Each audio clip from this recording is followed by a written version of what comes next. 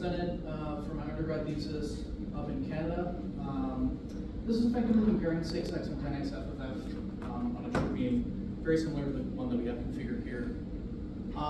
The basic idea was that the cancer center up there in Canada, which is the Juravinski Cancer Centre, didn't have 10x FFF commissioned on the true beam. Obviously, it's capable of 10x, but they just haven't commissioned it. So the question that they were asking in the name of efficiency was, should we be doing 10x for SBRT specifically? And would that give us reasonable efficiency gain while also maintaining some dosimetric similarity to what we have with 6x? Obviously, we know generally what the dosimetric differences are. We're trying to quantify it and make a good case for whether we should or shouldn't enable that. So the way we did that was we took 10 previously treated SBRT patients. Again, they were all 6x FFF treated. We split them up into 7 so-called peripheral cases where the targets were closer to the chest wall.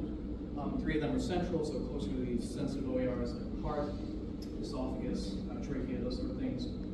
And we replanned them all using 10x FFF, and then we did 2 comparisons. We did a dosimetric comparison in Eclipse, and then we had a delivery time comparison using our Phantom. So we built a heterogeneous lung phantom using acrylic and cork.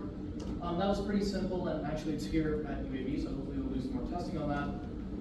And that basically served as an analog for us to actually put film in, deliver these 6x and 10x cases, and then see what the MU per second and actual total MU output was for both of those treatments. And we can see figure 2 kind of shows us, so on the top row, those are our 6x and 10x peripheral cases, and on the bottoms are 6x and 10x central cases. So we can see that there's pretty significant dosimetric differences.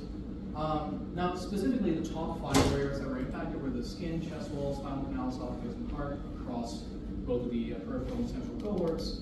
And the difference is 10x minus 6x, so any negative is an additional bonus for 10x. And we can see that kind of in accordance with what we would expect, skin does benefit a bit from 10x, but most of them benefit in terms of sparing by 6x.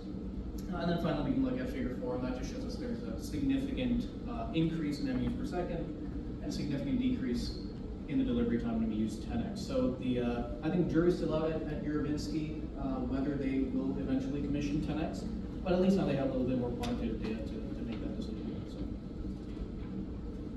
Questions or comments?